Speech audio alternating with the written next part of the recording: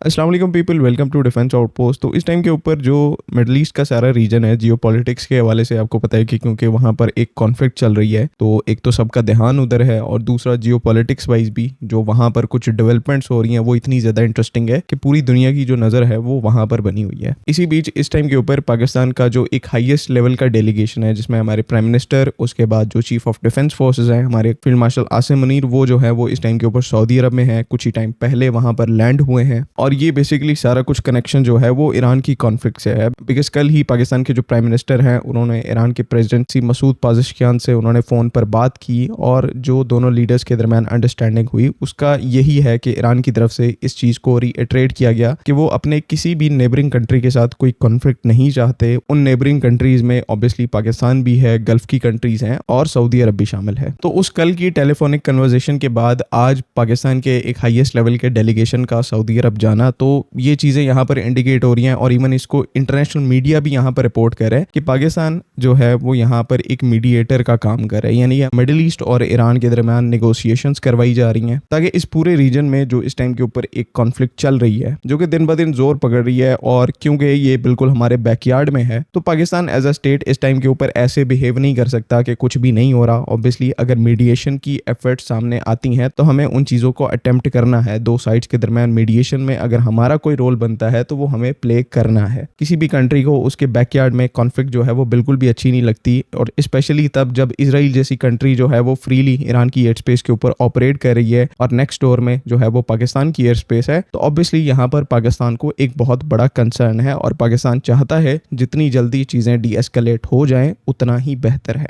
इन सब चीज़ों के दरमियान अब कुछ काफ़ी इंटरेस्टिंग चीज़ें पेश आई। कल ही यूएस की तरफ से ईरान के अंदर एक बहुत बड़ा स्ट्राइक मिशन कैरी आउट किया जाता है, जिसमें जो टारगेट था वो बेसिकली ईरान की स्टेट के या फिर ईरान की जो स्टेट है उसकी एयरफोर्स के एरियल एसेट्स थे। जहां पर यूएस का जो डिपार्टमेंट ऑफ वॉर है उसने जो फुटेजेस को रिलीज किया उसमें ईरान की जो एयरफोर्स है उसका एक C-130, ईरान की जो नेवी है उसका एक P-3F ओरायन एयरक्राफ्ट एंड एक जो IL-78 एयरक्राफ्ट है, इनको यूएस की तरफ से उसकी ड्रोन स्ट्राइक्स में ग्राउंड के ऊपर डिस्ट्रॉय किया गया है। इसके अलावा यूएस की तरफ से जो बाकी प्राइमरी टारगेट्स हैं ईरान के अंदर जिनको वो इस टाइम के ऊपर स्ट्राइक्स कर रहे हैं, उनमें ड्रोन फैसिलिटीज हैं, इनके बाद जो इनके बैलिस्टिक मिसाइल्स हैं और बाकी जो ईरान की मिलिट्री की जो कैपेबिलिटी इस टाइम के ऊपर रह गई है उसको इस टाइम के ऊपर यूएस एलिमिनेट करने की कोशिश कर रहा है। और जिस तरह का फिर आगे से ईरान का रिस्पॉन्स आ रहा है, चीजें देख के ऐसा लग रहा है कि यूएस ने इस चीज को एंटिसिपेट नहीं किया था। यूनाइटेड स्टेट्स क्योंकि बेसिकली एक बहुत बड़ी कंट्री है, उनकी जो मिलिट्री है, उनका जो मिलिट्री इंडस्ट्रियल कॉम्प्लेक्स है, उसके बाद जो उनके डिपार्टमेंट ऑफ डिफेंस है वो काफी कॉम्प्लेक्स तरीके से वर्क करता है, उनका जो स्ट्रक्चर है वो काफी ज्यादा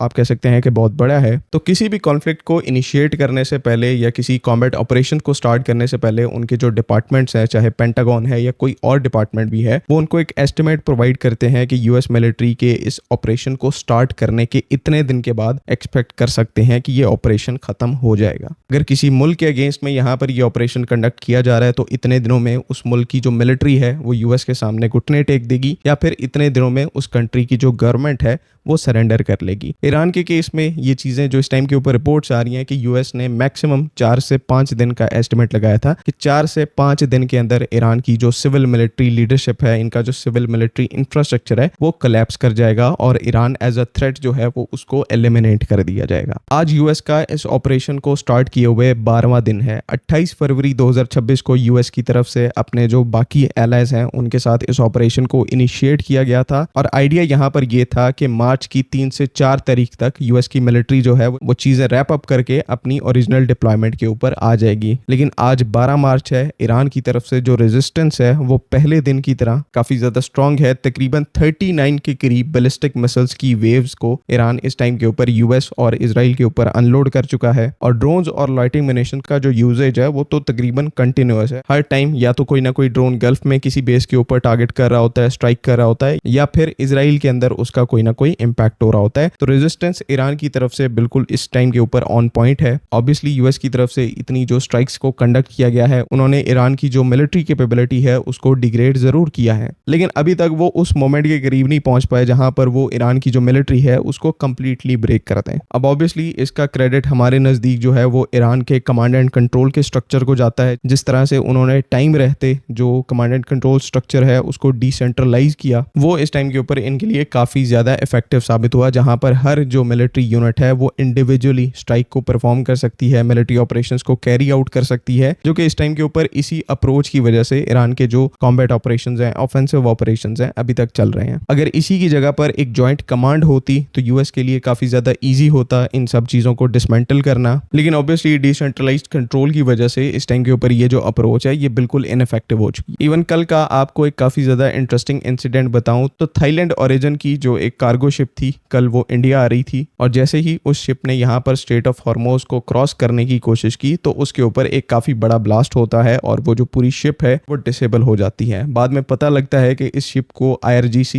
जो कि ईरान के इस्लामिक रेवोल्यूशनरी गार्ड्स हैं, उन्होंने इसको सुसाइड बोट्स और सुसाइड ड्रोन्स के थ्रू टारगेट किया था। अब क्योंकि वो जो शिप है वो इंडिया आ रही थी और इंडिया में आने वाली जो ट्रेड है उसका पार्ट थी, तो वैसे तो यहाँ पर रिस्पॉन्सिबिलिटी इंडियन नेवी की बनती है, लेकिन इस टाइम के ऊपर हम सबको पता है कि इंडियन नेवी ने अपनी सी लाइन ऑफ कम्युनिकेशन को प्रोटेक्ट करने के लिए कोई भी ऑफेंसिव डिप्लॉयमेंट नहीं की। जिस तरह से पाकिस्तान नेवी ने यहाँ पर टाइमली ऑपरेशन मुहाफिजुल बहर के नाम से एक ऑपरेशन लॉन्च कर दिया था और इस टाइम के ऊपर स्ट्रेट ऑफ हॉर्मोज से आने वाली, जाने वाली और बाकी जो गल्फ के अराउंड जितनी भी स्ट्रेट्स हैं वहां से जो शिपिंग लेन्स आ रही हैं, पाकिस्तान का जो ट्रेड है उसको पाकिस्तान नेवी इस टाइम के ऊपर प्रोटेक्ट कर रही है, सिक्योरिटी प्रोवाइड कर रही है, एयर डिफेंस शील्ड प्रोवाइड की जा रही है और काफी कंफर्टेबल तरीके से पाकिस्तान नेवी कॉम्बैट कंडीशंस में वहां पर ऑपरेट कर रही। लेकिन यही बात इस टाइम के ऊपर इंडियन नेवी के लिए नहीं की जा सकती बिकॉज उनकी तरफ से कोई ऐसी डिप्लॉयमेंट ही नहीं की गई। हो सकता है कि वो यहाँ पर ईरान के वाटर्स के करीब नहीं आना चाह रहे या स्ट्रेट ऑफ हॉर्मोज के करीब नहीं आना चाह रहे बिकॉज वहां पर एक एक्टिव कॉम्बैट सिचुएशन है, ड्रोन स्ट्राइक्स हो रही हैं, उसके बाद एंटी शिप मिसाइल्स का यूज हो रहा है। तो ऐसे में इंडिया एज अ होल जो है वो रिस्क नहीं लेना चाह रहा कि उनकी कोई शिप के ऊपर कोई स्ट्राइक हो और वो फिर एक ग्लोबल एम्बेरसमेंट के अंदर कन्वर्ट हो जाए। तो इस चीज़ को अवॉइड करने के चलते इस टाइम के ऊपर इंडिया की तरफ जो ट्रेड आ रही है उसका नुकसान हो रहा है और देखने वाली बात अब यहाँ पर होगी कि ऐसा कब तक चलता है। आई होप कि तमाम चीज़ें यहाँ पर क्लियर हैं। अगली वीडियो तक के लिए अल्लाह हाफ़िज़। पाकिस्तान जिंदाबाद।